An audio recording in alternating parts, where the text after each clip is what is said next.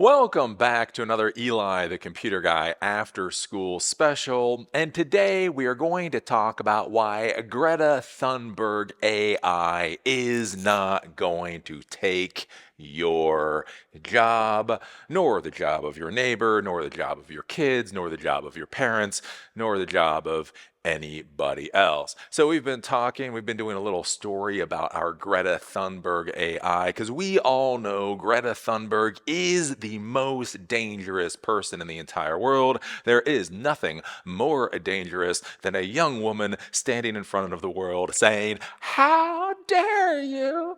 You need to do better," right? That is the scariest thing in the world. And I would argue, much like AI, there's a lot to do about not much with Greta Thunberg, where you have a lot of people in the world talking. But again, if they don't actually go out there and swing a hammer, who the hell cares? Again, my issue with Greta Thunberg is not that we don't need to do something about climate change, not that I'm denying climate change or anything like that, but it is hard to solve these problems. I know people who are trying to help solve these problems, and it's actually shockingly difficult to do the work. Again, I do my YouTube videos, I do Silicon Dojo, I do all this stuff with free to the end user tech education, which you would think would be a slam dunk in the modern world. You would think I should be able to go to people and say, look, I'm doing free to the end user hands-on technology education that actually empowers people to do amazing things. I've had people come to me from Africa, from Pakistan, from India, from all over the world to thank me for my work. I was in the red light district of Amsterdam and somebody came up to shake my hand. I was in the Roman Forum and somebody came up to shake my hand. I was halfway across Denny Way in Seattle. Some motherfucker ran across the street and was like, "Oh my God, thank you so much for what you do." And yeah, you would think there would be a lot of support for what I do. And not so much. Not so much. At least not as much as I need. But anywho, that's an entirely different story. But the point that I keep trying to make with GAI or Greta Thunberg in general is actually doing the work that is required to make the world different is incredibly difficult. And we have a generation of people that frankly don't want to swing a hammer, which is what I think is interesting when people start screaming about how AI is going to change the world, is because AI isn't going to swing a hammer either. So anyone that's followed me for any length of time knows I talk about equity, knows that I talk about social justice, that I actually care about these things. Again, to be clear, I don't really care about social justice. I just think it's absolutely ridiculous to disenfranchise 13% of the population. That just doesn't make a darn bit of sense. It doesn't make a darn bit of sense to me to basically ignore 51% of the population as far as, consumers and possible resources go.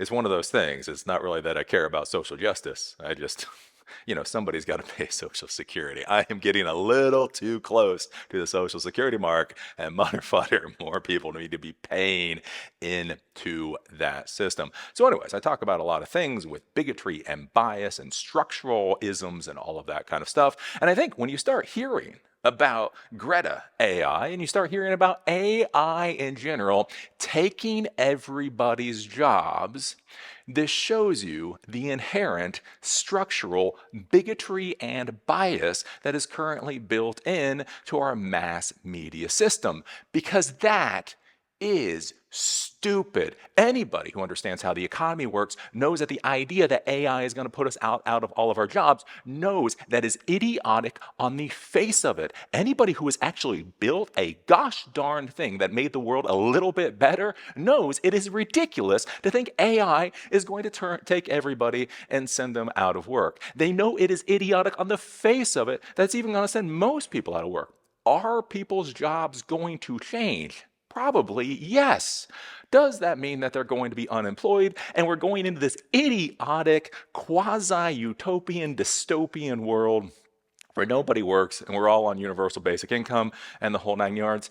No, that is foolish. That comes from the bigotry and the bias of mainstream media, where you have people that would not dare to swing a hammer. The thought of swinging a hammer is so far below them, they will not even deign the thought of it, right? So when you think about AI, right? What kind of jobs is AI theoretically going to eliminate? It's going to eliminate bloggers? No. It's actually not going to eliminate good bloggers, though. Again, I think that's one of the interesting things. Having done content creation since 2009, I was an influencer before influencers were a word, right? Back in the day, if you were going to blog or if you were going to create the content, you were actually supposed to be a subject matter expert, right? You are a baker who wrote about baking. You were a computer guy that did videos about being a computer guy. You were a traveler that was writing about all the places that you were. You were this thing, right? This thing, and you just simply happened to communicate to the world about what it was that you're doing. That's how it was in 2009. If you wonder why social media has gone to hell, because that's what it was. Well, somewhere along the way, right, people saw that people like me got famous. Again, 1 million subscribers. Oh my God, I want to be in the Roman Forum and have people shake my hand. You probably don't, to be honest with you. To be honest with you, it's weird. It is weird. It's weird to like walk out of a restaurant and have somebody tear ass after you. I just want to thank you for what you've done. Like, okay, dude, I'm kind of drunk right now, so I appreciate the thought. I want to go home. Anyways, right? So we have this whole generation of folks that they just want to be influencer.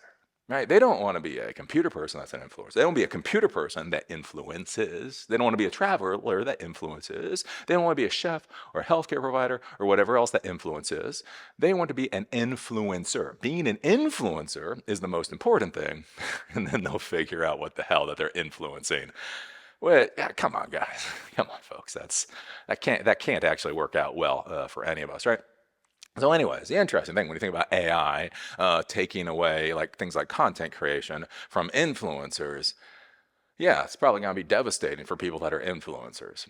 For people who know what they're doing, who know what they're talking about, who can just chug along with their careers, it means things will change. It means things will change. Again, when I was young, you couldn't even blog. You had to write your own little documentation and all that, and then you're able to blog, and then you're able to do podcasts and videos, and things have come along. The world will change. And 10 years from now, hopefully I'll be doing something else. Again, I've been a technology professional since 1996. When I started in 1996, I learned how to fix brown and gray boxes that most of the time I really didn't quite understand what the hell they did.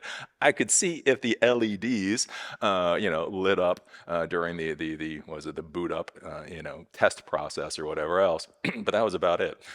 I knew that at test point AA, if the voltage was below a certain amount, and at test point BBB, the voltage was above a certain amount, I knew to solder in a new component. What that component did, again, what even the box did, I wasn't really sure at the time. Anyway, I did that.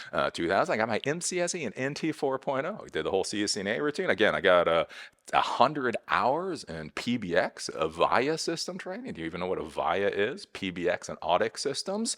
And then we did digital surveillance, and then we did websites, had the consulting company, and then as we go, then I became an educator, started teaching you folks, again, that basic stuff, and now I'm teaching Python. Gonna do a Python class quite literally after I do this video, right? If you are a professional, you will simply roll on to the next thing. Again, when I say that I'm a technology professional, I can literally say over the past 20 some odd years, I can tell you the generations of technology that I supported and worked with. I didn't simply learn React 4 years ago. And now I'm like, oh no, AI is gonna start writing React. I'm no longer gonna be a technology professional. It's like, well, no, React development may go away. I mean, Pascal. When was the last time you heard anybody talk about Pascal, right? That used to be a programming language. What was the one? Perl. Remember when Perl was popular? Do you know what Perl is? Probably not. Anyways, there was a scripting language called Perl. That was like the thing back pre-2005. I haven't heard anybody code in Perl in a darn long time.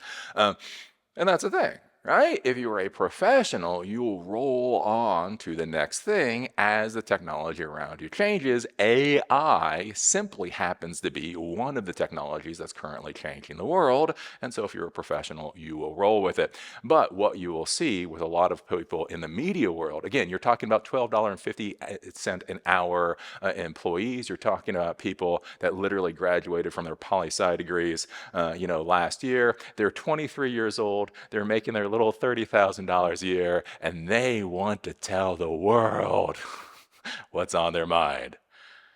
And so they're going to say AI is going to destroy the world. Because do they understand logistic systems? Have they actually dealt with businesses? Have they actually dealt with employees? Have they actually dealt with customers? Have they actually built anything? No. If you have not done any of those things, it's very easy to think AI is going to be like this thing. If you've actually dealt with the business world and you've dealt with humans, you realize it's not quite the case. So one of the big things to be thinking about, again, with this bias with the mainstream media and these $12.50 an hour bloggers, is that they have been brought up in an online world. They've been brought up in an online world that was hyper-focused on college education. So you have to think about my father's generation. Again, things change. I'm going to tell you something. It's going to be a shock. You're going to be like, what? No, Eli. I'm going to tell you. The world changes. The situation changes, right? So when you had the post World War II world, right? You had a metric crap ton of people that could do manual labor, repair cars, carpentry, build houses, plumbing, doing all of that kind of stuff. We were going into the rapid rise of manufacturing and a globalized world. And so the thing was that society had more than enough people that could actually swing a hammer back then. What they really needed was to figure out what nail to hit and how to figure out how to take a group of 20 people or 200 people or 2,000 people and be able to hit exponentially more nails per day, right? That was a thing that they needed. And so basically, college was the way to go because you could go to college, you could learn about statistics and economics and the hard sciences, and then you could come out to basically design things or to be able to manage people in order to build these big projects. When you think about like Bethlehem Steel in Baltimore City, I forget exactly how many people, like that one, and when I say plant, I mean it was the size of a city on itself in Baltimore. It like employed 100,000 people. Or 150,000 people, right? So again, that's the thing. When you have 150,000 employees, what do you really need? You need managers, and you need engineers, and you need designers. The real value in that kind of company is people that can actually put people to work and make that valuable, right? And so anyways, that was the thing. So my father's generation, they go through college, and my father is an engineer, and then they come out and they're doing really well, right? There's the people that are swinging hammers, and they're the people that went to college and are doing really well. Well, the issue is, right, you get the politicians and the stupid people out there, and they start going, well, college is the way to riches. Look, the people that have graduated college are doing really, really, really well. The people that did not go to college are not doing really, really well. So therefore, everybody needs to go to college. Again, one of the things you have to be thinking about is what problem are you solving for? When you finish, what does a solution look like? So, right, the people saying that everybody needs to go to college, they weren't saying we necessarily need more engineers. They weren't saying we necessarily need more managers or doctors or lawyers or whatever else. They said we need more people with college degrees. And so people start going to college. And then college is difficult. College is difficult. I have to tell you, the college that I went to, and I graduated in the 90s, the college that I went to in the 90s was not like the college my parents went to. Literally, I was taught, because I got my criminal justice degree, I was talking to one of the professors, and back in the day, for her PhD, you actually had to do first-party research in another language.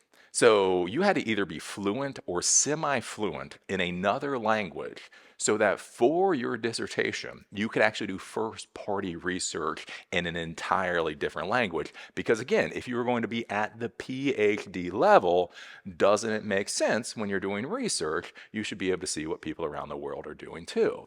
That was the kind of thing that, had to be done back in the 60s and 70s. Yeah, by the time I went to college, I'm sorry, how much does that PhD cost? Hey, could I have the PhD without the dissertation? Oh, that'll be $10,000 more. Great, right? So you start getting to this point, again, where people get degrees and people get PhDs and the whole 9 yards, and they have pieces of paper.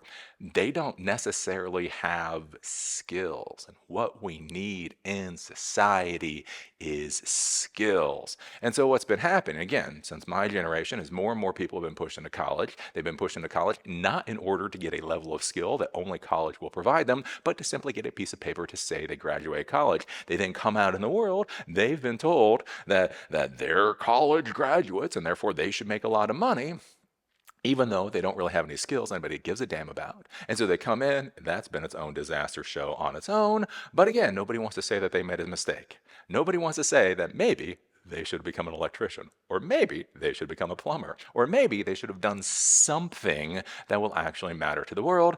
No, they start talking about how their stuff is so important. And so one of the big problems we run into is, again, we have this whole class of people that have been pushed through college for 2 to 3 decades at this point without skills, and coming out without skills that are actually valuable. And so when you have those people and they look at artificial intelligence, here's the thing: if artificial intelligence can do knowledge work at a fifth grade level, yeah, that probably means a whole bunch of knowledge workers are going to get fired. Again, if you can do knowledge work and if you're fluent in a couple of languages and you really know your career field and you know all of that, you shouldn't have to worry about AI. If you're basically just plodding along because the degree that you got was actually pretty worthless, didn't give you any skills, just gave you a piece of paper, and now you have AI coming down the pike, that is going to probably be pretty dangerous. But if you look at it, right, if you look at the actual skills that are required to build things, AI isn't going to touch that. Again, and even when we talk about AI and we talk about these knowledge workers, let's be honest, most of the knowledge workers should already be out of business. Again, that's one of the funny things. Like, something comes out like AI, and then everybody's like worried about AI. And I'm like, databases. Databases have been around for a couple of decades. Again, you think about it, the accountants. We should not need accountants anymore. It's not that AI will destroy accountants. Flowcharts should destroy accountants. We should literally be able to sit down at a computer, plug in all of our receipts and everything, have that transmitted to the IRS, and know how much we're supposed to pay or not pay. Because again, you think about it with accountants, it's all rules. It's literally a rules-based system. And what does technology like? Rules-based systems. That should have been gone a long time ago. Again, a lot of healthcare stuff. So I pay my ridiculous amount for insurance every month, and I barely go to the doctor. I'm just a pretty healthy person. Literally went to the dentist yesterday, the day before. Went to the dentist, and I was like, I think I have a cavity. And they did the x-rays. Oh, you're fine. They ground my teeth down a little bit. My bite was off, and they shipped me out. In my entire life, I have one crown. I'm almost 50 years old. I have one crown, and I have one cavity, and I have a couple of teeth that were fixed after I got beat half to death in Thailand. That's its own story. But anyways, if I'm not getting beat half to death halfway around the world, my body's actually pretty good, right? I'm pretty healthy. So again, for me, what do I need from the doctor? I haven't seen my doctor in about a year and a half. I do need to get my yearly physical or whatever, where she's not going to do much. Realistically, I should go to the blood bank, the blood draw place. They should draw my blood. They should check for about 20 markers. I should step on a scale. They should get my measurements. They should do my blood pressure or whatever else, get my temperature, ask me if I have any issues, plug all that information into a computer, and I should be on my way. Why is a doctor getting paid hundreds of dollars basically to thump my chest? That is definitely something that I think a little autonomous thing could do, right? And so one of the big things to be thinking about with this too is, like, so much of the knowledge work that is currently going on could already be automated. It's not that AI will destroy it. It's that it already should be automated. But one of the interesting things you look at is, if you look at what some people consider real work, hammer swinging work, laying bricks, masonry, plumbing, laying asphalt, digging ditches, all of that kind of stuff. The reality is AI is not going to replace any of that work. Think about this. The world has changed. Again, shocking. In 70, 80 years, the world has changed. 80 years ago, we had more than enough people that knew how to swing a hammer. We needed people to manage the people swinging hammers. Now, we have more than enough people to manage people swinging hammers, and we have almost no one to actually swing the hammer. So I have an electrician that I adore, who bills me out the nose, and does not mind billing me out the nose, because there is such a shortage for electricians in North Carolina. They are continuously decreasing the requirements to become a master electrician here. So he was talking about it because he's in his 40s, we're pretty close in age, and he was talking about, like, when he got his master's electrician's license, it was like 4 or 5 years in order to get it, but that so many people are retiring, so many electricians are retiring, in North Carolina, they're actually reducing the time requirements in order to become a master electrician, just so that they can get more people that are quote unquote qualified to be master electricians to get them actually out there doing work. And the interesting thing is, again, you look at electricians, you look at HVAC repair, you look at plumbing, you look at all this stuff that cannot be handed over to AI. Again, I just had to hire the electrician. I just had to hire the plumber. We're redoing the laundry room in my house. Oh my God, that cost so much money. That was ridiculous. And here's the thing, as a computer guy, right? As a computer guy, I go down and I look at what the plumber's doing, right? The plumber has to cut through the wall and has to run all this pipe and do this and this and this. There is no way in hell, an AI is going to be doing that within the next 100 years. The reality is you may be able to put robots in the manufacturing plants, the factories, and that kind of thing. You may be able to automate things like accounting systems. But when you talk about running or fixing things like plumbing and electrical work or any of that kind of stuff inside an already built house, you are out of your mind if you think a robot is going to be doing that anytime soon. And then beyond that, one of the things to be thinking about is all the work that needs to be done that nobody wants to do. Right? Again, things like childcare. I don't think we're going to be handing childcare fully off to robots for a long time. We would like human beings to actually care for our own children. At least we'd like to think so. Elder care. We need support for elder care. There's all of this work that needs to get done that there is currently a lacking of. There's actually not enough people to provide this work that AI cannot replace. But it's funny, that gets ignored. That gets ignored when everybody starts talking about Greta AI. Because Greta AI, when it destroys, it's going to destroy the knowledge classes. It's going to destroy, quote unquote, the real jobs. Eli, but the thing is, Eli, it's going to destroy the real jobs. It's like, well, I wish there were more electricians. I wish my electrician at least had to be slightly competitive when he came over and did work on my house. Just slightly. I'll give you a 5% discount because I don't want you to go somewhere else. Yeah, he's not giving me a 5% discount because I'm not going anywhere else. There are not many other places to go, especially here in Asheville. And so I think that's one of the big things is when we're thinking about this and we're listening to people talk. Again, I talk about that bias and I talk about that bigotry and I talk about the problems of the mainstream media. And it really just sounds like another person, rah, rah, rah. But I'm telling you, this is a real significant issue, right? You can only think about what you see. Again, and that's what we talk about with BLM. We talk about African Americans, right? Well, I don't see black people having problems. It's like, yeah, how many black people are in your town? One. Okay, well, you probably don't see the problems if you literally don't even see the people, right? Again, if we talk about social justice, that's completely normal. To say that, to talk about women, the women's issues in society, it's like, well, I don't see the women's issues. Well, do you see the women? It's a question, right? But again, what's interesting is nobody keeps following this down the pike, is that we have, the folks in the ivory towers, we have the folks that are supposedly running things, and they literally don't even see the people that are building and maintaining our society, right? The idea that everything is built in code. You remember that horse crap? You got to go back to about year 2000. That right trash started coming out. Everything is built in code. No, that's dumb. That's so dumb. That is a great thing to say when you are really drunk and you have some startup company that's going to make $1 gazillion. Fine, you're at a party. Everything's made in code.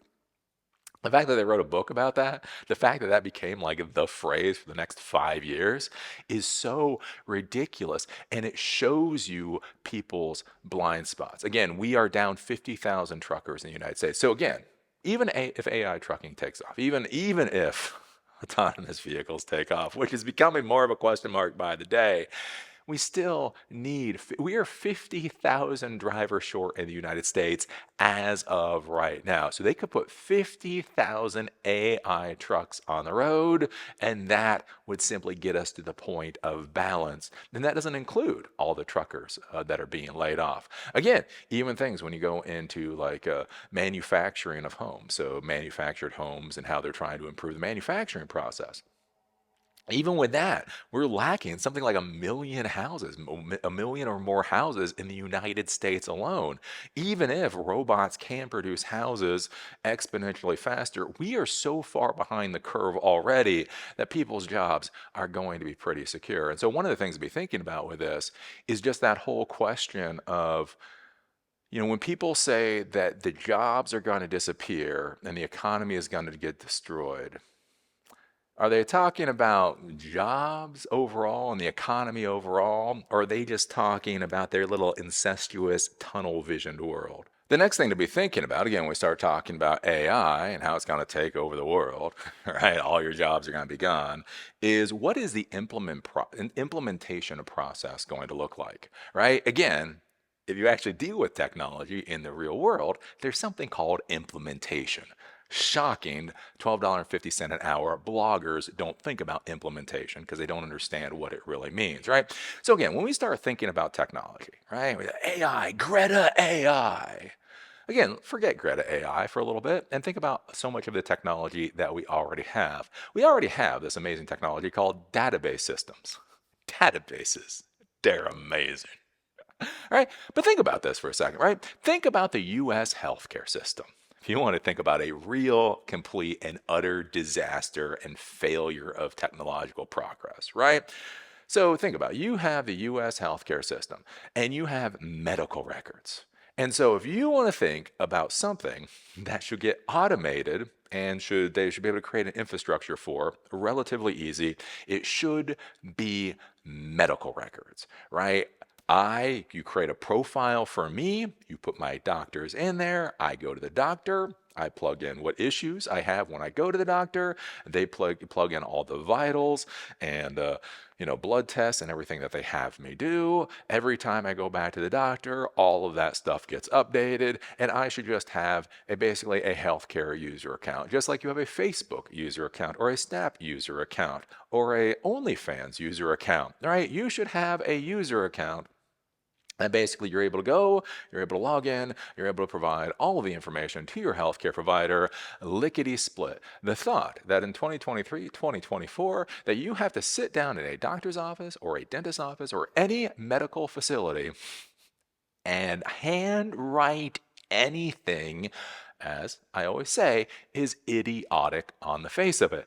But the fact of the matter is, right, 12 years or whatever past the implementation of ACA, we still do not have a good national healthcare database system, and we don't even really have good, like local state healthcare database systems. I think about this with my wife. So my wife has had 3 cancers. Again, I've dealt with our healthcare system. Again, I am not anti-authoritarian. I just realize doctors have their place and they have their purpose. One of the perfect examples, right? So my wife had a thyroidectomy, right? So one of the surgeries that she had was a thyroidectomy. So once you're done, you need this hormone called synthroid that'll screw with you. Again, it's amazing. When you start messing with people's hormones, if you don't get it quite right, there's a lot of consequences. Just gonna say, just gonna say, as a person who's lived through the experience of having a partner have to deal with hormone therapies, that's not something you should take lightly. Just saying. Anyways. So she goes. She goes to the hospital. She's in the hospital, right? So for the thyroidectomy, they want to keep her for an extra night to make sure her calcium levels. There are these parathyroids. If you fuck up with parathyroids, your body no longer processes calcium. That's really screwed up. Anyways, they want to check, make sure their parathyroids are doing what they're supposed to do. So they keep her for the night. So anyways, it's the next day. She came through the surgery. Well, it was a very good surgery. Her parathyroids are doing what they're supposed to do. And she's, packing up all of her stuff. And she's doing it at a snail's pace because, she just had a major surgery. Anyways, so as she's doing her thing, she's getting cleaned up. I'm like, hey, and she gives me this thing, and there's this whole list of medications. You need like 5 medications to go home. So as she's cleaned up, I say, okay, what I'm going to do is I'm going to go down to the pharmacy in this hospital. I'm going to go down to the pharmacy in this hospital and get the drugs, right? You're going to take a few more minutes. You got to do the outpatient. I'll grab the drugs. We're going to go home. The doctor literally in the room says, yeah, no, I wouldn't do that. I was like, what? Yeah, she was like, just go to CVS on your way home. I'm like, what? Yeah, it'll be quicker. Wait a minute.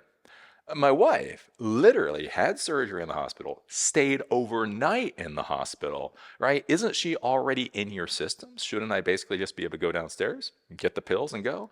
She was like, oh no, that's an entirely different system. If you go to the pharmacy downstairs, and they have their own system. So you will have to input all of her information brand new to become a brand new customer or whatever for that pharmacy. And so she said, so basically, if you're already a customer at CVS or whatever pharmacy, it's better just to go to that pharmacy because they'll just be able to give you the drugs and you'll be able to walk out the door. Literally, if you go down into the basement and deal with our pharmacy, you'll be here for the next hour and a half. What? What the fuck are you talking about? It doesn't make a damn bit of sense. But it's true. We've had databases for decades. If you go to the hospital, though, you may literally using the internal pharmacy might be more of a pain in the ass than using CVS. And that's one of the things we talk about with the implementation of technology. Even if technology exists, even if we know it works, there's no issues with it, whatever else, companies, organizations in the wider world actually have to implement it. They have to deploy it. And if they don't, it doesn't matter. Again, things to be thinking about, even with, the truck drivers, because everybody's going to be like, well, Eli, those truck drivers, you don't know, Eli, you don't understand. I know you've been doing tech since 1996, but you just don't get it, Eli. Right? The autonomous vehicles, they're going to be taking over everything in 5 years or whatever. One of the things you have to be thinking about, though, is again the implementation of these autonomous vehicles and what it will really require to automate these vehicles and put them into the normal workflow. So one of the issues we have in the United States is we have very old like warehouse hubs, very old factory hubs, warehouse hubs, basically the port hubs where everything came in or it got manufactured and it got shipped out to the rest of the country. And it was built in the 1800s, and when they built in the 1800s, they weren't thinking about semi trucks and that kind of stuff. They might have been thinking about the railroad, and that was about it. Small roads, you have tight, oh my golly, trying to drive a big truck in northeastern cities sucks. Lived experience. I had to drive a 30, or no, it was a 40 foot. I had to drive a 40-foot box truck through New York City. I worked for a while for an event production company, so we go in, set up all this stuff, tear it down. We're actually out of Maryland, but New York City, we'd actually get hired to go all the way up to New York City. Oh my God, you would go up there, you would have a 40-foot box truck trying to drive that around New York City. There was one time, literally, I was driving, and then the person that was supposed to wave me in to the parking lot that we were supposed to go into wasn't paying attention. And so I had already gone by them by the time they came out to wave me down. And so I was like, okay, no worries. I'll just go around the block and do it again. It took me an hour to get around the block in New York City. Not a joke. Not a joke. So one of the things to be thinking about, again, even though things like autonomous vehicles, everybody knows autonomous vehicles, right? The implementation process, right? There are going to have to be new warehouse facilities built. So again, if you're going to do things like autonomous vehicles, you want the warehouse facility right beside the interstate. So trucks can come on and trucks can come off, and there's the minimum of twists and turns that's required. That's going to be needed to dealt with. Factories are going to need to be dealt with. We're going to be needing to think about not even simply just buying these vehicles. So all of these vehicles will have to get purchased. The electric infrastructure, again, with a lot of these autonomous vehicles, they talk about them being electric vehicles. You talk about electric semi-trucks. Think about what's going to be required to have a warehouse facility that has enough electric infrastructure to recharge 10 or 20 or 50 semi-trucks at the exact same time. Remember, it's not about Greta Thunberg saying, you should be ashamed. Somebody's going to have to build all that and figure out how to dump that much power in. Again, I'm not one of those people that's anti that concept. I'm not one of those people that says it can't happen, but it's going to take a long, long, long time. And people are going to have to go through this implementation process, right? I think about this with India. So 20 years ago, I backpacked through India. And again, I talk with everybody. Or to be clear, I don't talk with everybody. I ask questions of everybody. And then I sit back and I listen to people's answers. And let me just tell you, when I was traveling through India, the things that Indians told me, I cannot repeat. Because if I said it, it would be racist and horrible. but they said it all the time. Oh my God, it's not. Oh, you don't understand. It is so weird to be in like somebody else's country and they just unload on you, and you're like, I'm a Midwestern white boy. I'm not allowed to hear this. Anyways, it was curious, right? And a lot of Indians were really pissed about India. You hear about India being the next superpower? That is garbage. That is trash. Is there a single Indian out there that actually believes they're going to be the next superpower, right? They're deluding themselves. Anyways, one of the interesting parts with it is I was sitting there, I was talking to somebody that did construction, right? Large scale construction. And we're talking about the problems of building things in India, right? So you go to India, and especially with the population density and that type of thing, it's surprising that they don't have like more high rise, right? They don't have more large projects, and not just more large projects, but also there's this weird thing like you'll go through India and there'll be like half built buildings everywhere, which is kind of sad. Like they put the money and they put the energy to half build a building, and now it's sitting there and rotting. And one of the big issues is again the workflow and the logistic system. So here in the United States, basically projects are not started until all funding is guaranteed. At least you think it's guaranteed, right? You get all the money together, whether it's the actual money, whether it's in escrow or whatever else. You get all of that money, and then you build your big ass a skyscraper. One of the interesting things when I was talking to folks in India is no, they just start building, right? They got an amount of money, they will build as much as they can, and then they'll try to get more money to finish the project. The problem is, again, business is business. Sometimes things don't work out how you think it's going to be, macro forces or whatever else. So a lot of times they'll end up building like the skeleton of a skyscraper, a skeleton of a pretty tall building, and then they just run out of money, and then they can't find any more money. And so in a place that really, really, really, really needs housing, you'll see a shocking number of these half-built buildings that are basically now going to rot, right? And again, that's one of the things we think about, like with implementation. Even when we're going to do AI, you need to think about things like financing. How is this stuff going to be deployed? The other interesting thing is he was talking about what a pain in the butt it was to actually build stuff in India. And he was like, yeah, in the United States, you use bulldozers. And again, what I'm going to tell you is you're having a diverse conversation when you're just confused. When you're just confused. You're like, yeah, we use bulldozers.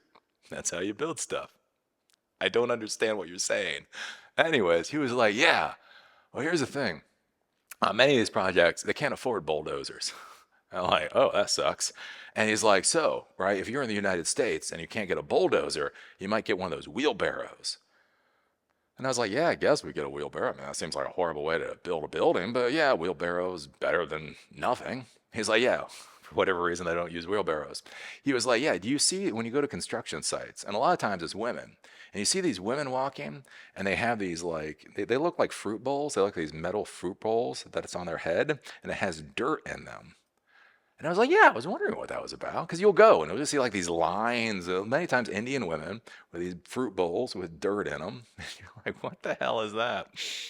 And he was like, Eli, what you have to understand, Eli, is here in India, that is a unit of measurement. I was like, what? He said, yes, when you're doing a construction project and you're carving out you're digging down the foundation, we actually have a unit of measurement for those bowls. And we know how many of those bowls is required to dig out a foundation. And he's like, in the United States, would you ever dig out a foundation and move the dirt using bowls? And I looked at, yeah, no, I would, I would not do that. I don't think Americans are up for that. We just don't have that kind of gung-ho-ness anymore. But anyways, one of the interesting things, right? Bulldozers are old. Wheelbarrows are even older. In India, they're still using little fruit baskets for whatever reason because they have not implemented the new technology solutions that are available to make these buildings and this infrastructure ever so much more efficient to be able to get it done quicker and at a lower cost. And that's one of the big things to be thinking about. Again, in a world of bulldozers, you still have people moving dirt with fruit bowls. And the reason is because just because the technology exists doesn't mean it's going to be implemented either in a timely manner or possibly ever at all. And so that's one of the things to be thinking. Again, we talk about, this whole idea with Greta AI going out there and destroying the economy of the world. But is it gonna be implemented? When the number one economy in the United States is still not implementing decent database systems for healthcare, and when the now the most populous country in the world is still using, fruit bowls to move dirt. It's almost, and I'll put it out there, it's almost as if the world is much more nuanced and complicated than blog writers out there give it credit for. And then the thing to be thinking about, because again, one of the things we think about with Greta AI, and Greta AI destroys the world and we need UBI, right? How much have you heard that anymore, right? This is the age of universal basic income, right? And AI is going to bring it here. But again, you look at the technology, improvements that we've had over the past 200 years, really since the start of the Industrial Revolution, and you look at the United States, and currently we're at 3.7% unemployment. Now, now there is something called workforce participation rate that's down, and anyways, I wouldn't bet my life on that unemployment rate. But the point is, the unemployment rate is actually relatively low right now, actually incredibly low right now. Again, depending on how you do the math. And that's after all of the improvements that we've had over the past few hundred years since the start of the Industrial Revolution. And the interesting thing to think about is that we still have a lack of people to actually do the work that needs to get done. Right, so when you go out there and you start looking at the technology that's already been deployed, again, I talk about this with receptionists, right? So back when I was young, most companies had secretaries and receptionists. My dad, again, he's a PhD safety engineer. There was a point that he had a secretary. It's like him and two other high-level engineers had a secretary. And so he could come out and he could scribble down notes and he could say, please write a letter to this company to say I need a meeting with them and send it out ASAP. Right? And that's what the secretary was for. Oh, a call comes in? Yes. Who is this? Right? They would route the call. They would do all the secretarial work. And nobody thought much about it. Again, it was interesting. When I was getting my criminal justice degree, again in the 90s, there were actually a lot of police officers, older police officers, that started retiring because when they started firing the secretaries or laying off the secretaries, they didn't want to do the paperwork. They had been police officers for their entire careers. They had never actually had to do a lot of paperwork that had already been, always had been like handed off to the secretarial pool. And then we had email. Ooh, you get email and you get word processors and you get all of this stuff to make it more efficient to be able to do communication. And so now it no longer makes sense to have a secretary. Why have a secretary when your employee can shoot off their own email? Why have a secretary when your employee can simply type up a document and ship it out, right? Get rid of the secretaries. And again, my father's secretary was gone like 20 plus years ago because the system became more efficient. But what about the secretaries? Isn't that always a funny thing? This is what I always love. There's all these jobs out there and nobody gives a damn about. Nobody cares about. Nobody cares about the plight of the secretary. Nobody's like, but what about the secretary, right? Because they're considered garbage employees, right? Who would want that job? Who would want to be a piece of crap secretary? It is good that the secretarial job went away. I have to say that's a bit harsh. I think it's a bit harsh, but you think about it. Secretaries went away. Receptionists, again, just simply being able to pick up phone calls. And when you called into a business, they would have the telephone attendants to actually, route you to wherever you needed to go. That was a normal thing. That has completely gone away. A call center. Remember when you could actually call a call center and get an American human being? And then we got all sad because we kept getting Filipino human beings. And now you don't even get a human being. Many times now you don't even get anything. They just tell you to go to the website.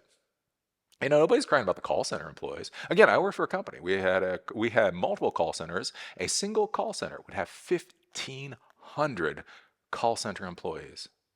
When was the last time some bigoted, sniveling, $12.50 an hour blogger lamented the loss of the call center employees, right? Well, those aren't real jobs. And that's the amazing thing, right? Once the job goes away, that's like not a real job. There were secretarial schools. Like women would go to secretarial schools to become secretaries. And that's all gone now. But one of the things to be thinking about, though, is as technology has changed, jobs have come and jobs have gone. And one of the important things to be thinking about this is even with AI, right? Again, this is just with digital systems. So as less blogs need to be written, as possible less photographs need to be taken or whatever else, that then just pushes people into other jobs that need to be done. Again, and I will reinforce, we are down over 1 million housing units in the United States. Again, we're at 330 million people, right around. It's probably more than 1 million. I'm just going to say 1 million just so I don't screw it up. But there are so many houses that need to get built. And yet people think the economy is going to be destroyed if bloggers can no longer make their CPM or whatever else. Right? Again, healthcare, childcare, right? Getting kids into childcare is insane. So we have a friend of ours, a couple, there's a friend, they have like one kid, another kid is on the way. And, just being able to get them into childcare and into kindergarten and that type of thing in the model world is a colossal pain in the ass. I mean, think about that. Again, when you think about like a modern society and you think about something that should just be there. Again, not that you should be forced to use it. You should not be forced to go to kindergarten or pre-kindergarten. But you think about something that just should be there, right? Okay, modern society, women work. So you would think pre-kindergarten would just exist at a reasonable amount of money, right? Maybe the poor people can't afford it, right? Can't always can't always fix all the problems. But you would think middle class, upper middle class people, they should not have to worry about pre-kindergarten. They do have to worry about pre-kindergarten. Because instead of people going out and creating pre-kindergarten businesses, they've gone out and started to be bloggers or whatever else. Again, we have so many people in our society that are not bringing any actual value to our society, but demanding a paycheck. At the exact same time, services that are required simply are being unmet. And again, it's everything from construction to care services, to all kinds of different things out there. And so I think that's one of the things just to be considering, again, with this whole idea that AI is going to be taking over the economy, just to really realize how absurd that is. So anyways, there are my thoughts. There are my thoughts born of my lived experience. The minute that when my wife is admitted into the hospital, I can simply go down to the pharmacy in the hospital and be able to get the drugs that she needs. At that point, I will consider worrying about AI. AI will be on my radar.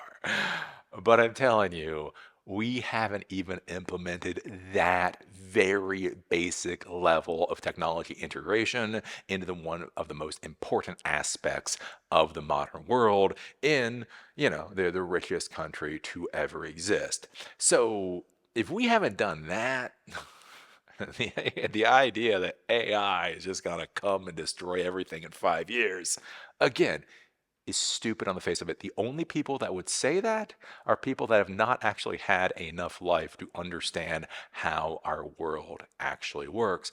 But the problem is, a lot of folks, again, they listen to this. We get so many people that are now sad.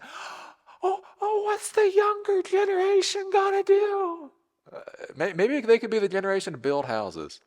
I have this idea. I have a dream. What if Generation Alpha, is that what they're called? We've given up even on the generation names. There needs to be a generation, but we won't even bother to come up with a decent name.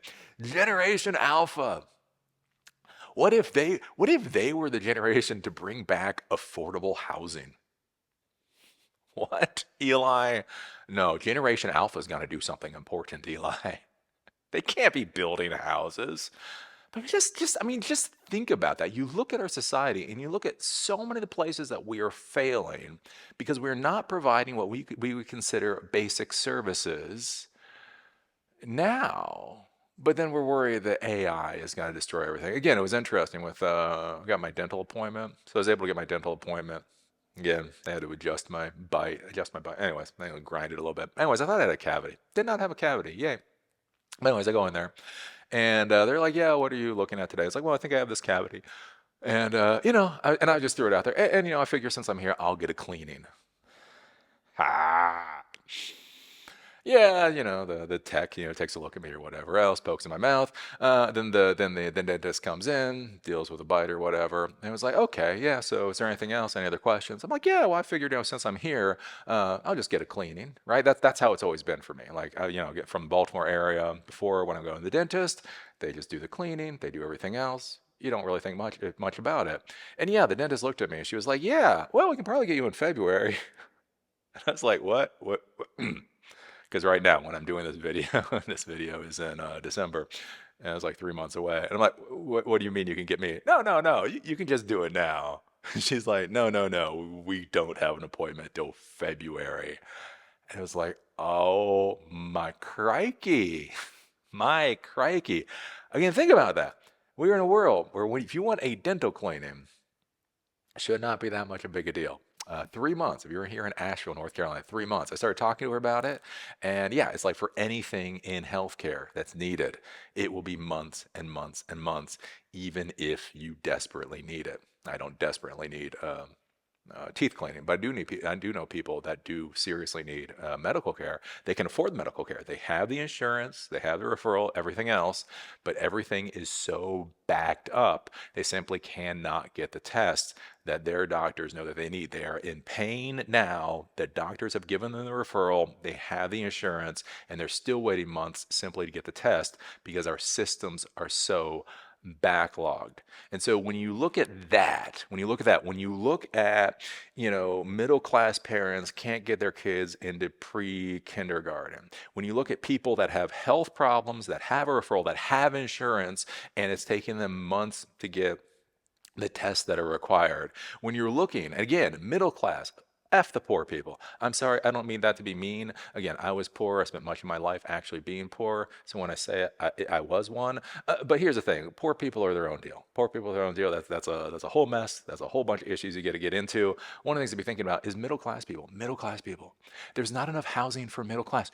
You have a good job. You went to college and actually got skills that mattered. Your spouse went to college and actually got skills that mattered, and you can't get a house because we don't have enough houses. And yet everybody's worried because AI is going to take all the jobs. We have enough jobs. It's like land. Like I remember that with the housing boom, right? Everybody kept saying like they're Eli. They're not making any more land, right? Housing prices were going through the roof. Remember when they only cost as much as they did in 2007? Anyways, housing prices were going through the roof. People were buying houses sight unseen. And then the funny part was, is people were like, well, yeah, they're not making any more land. It's like, well, two things to that. One, have you ever been to the high plains? You go out to Wyoming, high plains. Wyoming has less population than Baltimore City. So Baltimore City is a dying city in the Northeast. It's about a 5-mile diameter. They have like 650,000 people. Wyoming, I love Wyoming, or actually like parts of Wyoming, has like 450,000 people. We got a lot of land. We got a lot. Let's use up all of Wyoming before we get to this whole idea that we're running out of land. And then beyond that, it's called condos. Condos and high rises and apartment buildings. You actually can sort of build more land, if you actually think about it. If you just want to go with buzzwords like people like, well, yes, theoretically they're not building more land or making more land, but that really has nothing to do with anything. Right, again, this whole thing with AI is going to take everybody's jobs. We don't even have enough people to do the jobs that are required right now. Right, again, think about this. If you are middle class, if you are solidly middle class in our country, how many things do you just simply have to accept are not easily available, right? Not because we don't have the technology to be able to do it, not because there's not the skill sets or the ability, simply because there are not enough providers out there, there are not enough people to actually do that thing. Again, so I'm doing this whole laundry room project. Anyway, so the plumber came in, had to pay the plumber. Paid the plumber through the nose because that had to get permitted. It was permitted work. So anyways, so I paid the plumber. The electrician, paid for the electrician through the nose because again, it's a 220 line to the dryer. I don't want to fuck with 220 line. There are some things Eli won't screw with. I don't want to screw with the 220 line, screw that one up. So I hired the electrician. The funny thing was, right, so there's a drywall. So the final thing was drywall. And I've been busy with a lot of stuff.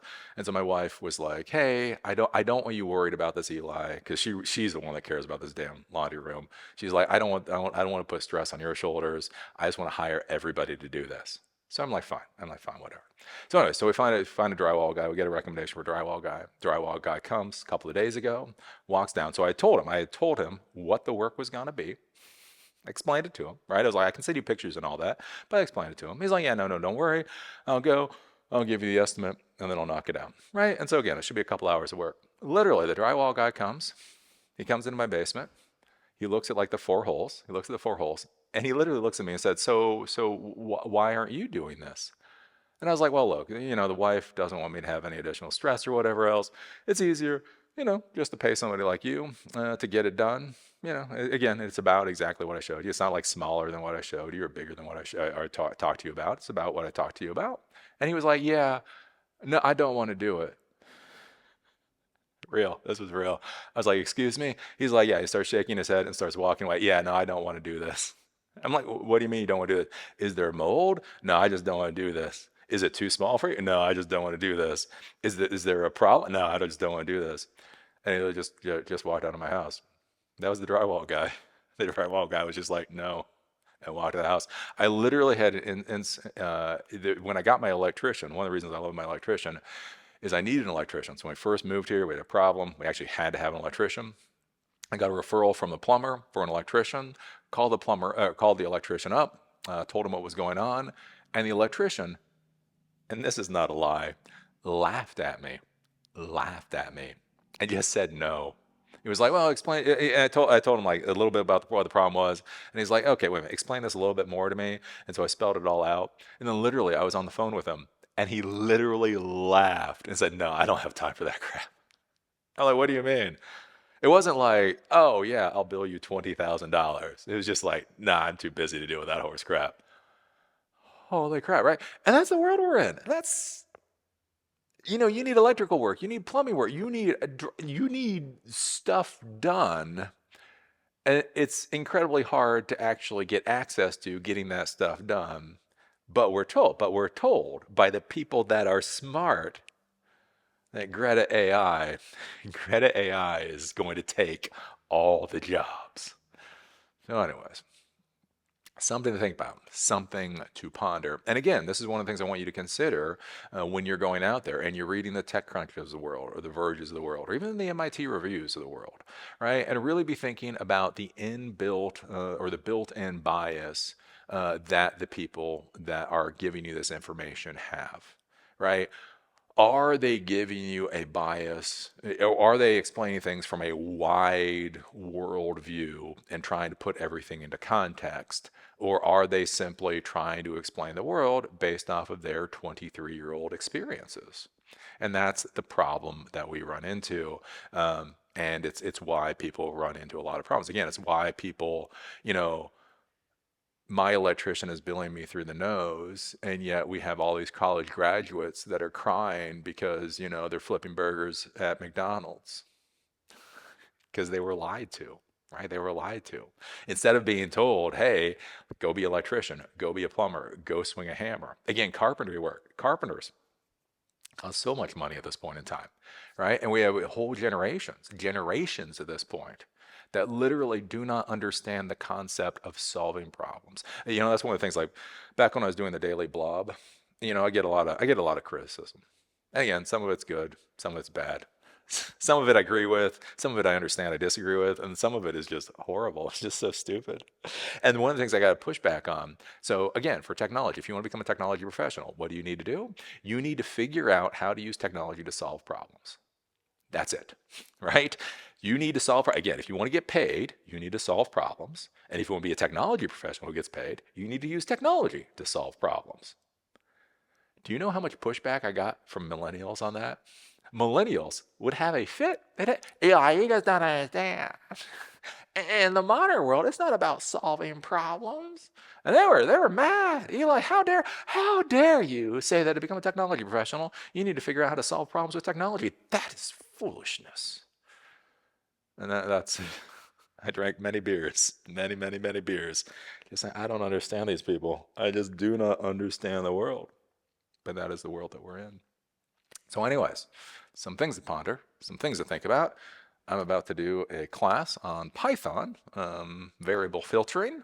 So as always, I enjoy doing these types of videos and hope to see you here. Or again, I do the actual classes. If you go to elithecomputerguy.com or you go to main Eli the Computer Guy channel, you can see the classes that I'm doing there. Again, I'm currently doing a Python series. Then we're going to do a series on modules, Python modules. Then we're going to do OpenCV. Hopefully, we're going to be doing PyTorch. Next couple of months, we'll be doing PyTorch. PyTorch is actual AI. Not just LLMs, real AI. But that's its own story. Anyways, see y'all later.